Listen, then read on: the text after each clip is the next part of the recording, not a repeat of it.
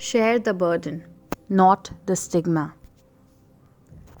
Mental health has come very far since the ages of witchcraft and abnormal activity. People are more educated about mental health and accept that these problems exist. While all this is true, the stigma has not quite run out. The stigma still exists.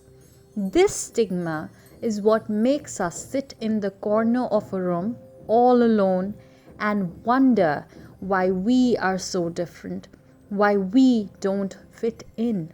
We might just drop this word out of our dictionaries if we could see how many people in this world occupy these corners in their own rooms, hoping for something to be better. Let's make this one thing very clear. Mental health exists for everybody. You won't meet a person without one. You won't ever encounter a person who hasn't felt low.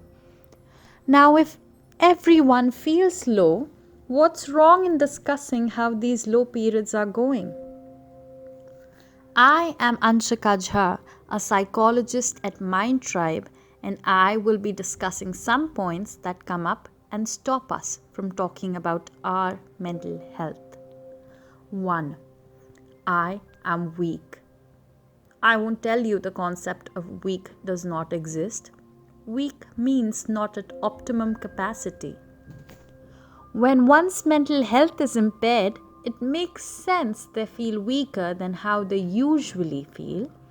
Just like a bruised person has to take bed rest, we have to nurture our mental health. What's wrong with being weak if you can be strong soon enough? 2. Nobody would understand. This usually makes me ask people what they mean by the word understand. A lot of understanding is often expected in the immediate response after someone opens up. Here, we people need to be more mindful that even if somebody has good intentions and is caring, they might not know what to say at first. That shouldn't be seen as people not understanding what we are going through. Another misconception happens when understanding is linked with our own expectations. A lot of people might understand what you are going through. Maybe they're going through the same thing as you, but that doesn't mean they will respond the way you want them to. They will respond in their own time and in their own way, but they will, and that's what is important. 3. People will judge me. This is a simple one. Again, I cannot deny some people might judge, but I can add that some people won't. Some people will sit with you and they will try to understand you and tell you how it all makes sense now. Some people will know your condition and know you for who you really are.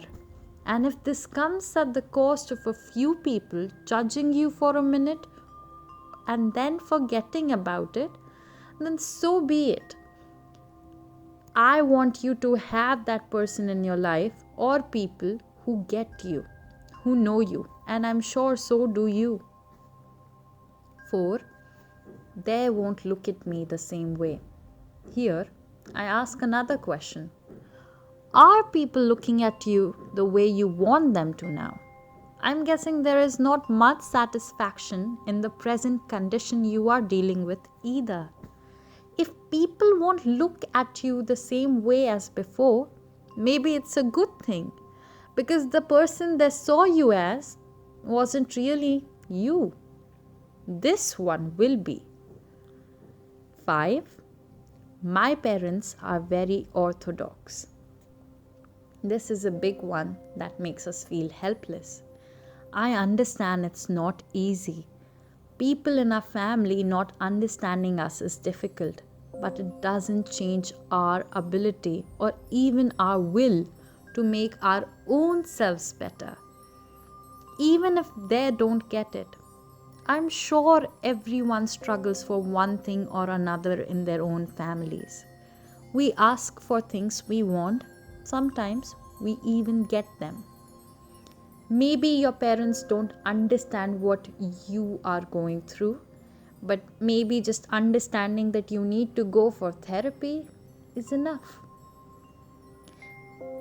Ask them if you can go for counseling. Discuss how it might look for you. If nothing, open up that conversation today. I hope these points make you feel the urge to tell someone about what you are going through, or even better, seek therapy. Take the responsibility for your life, and life will get better. Start with this today.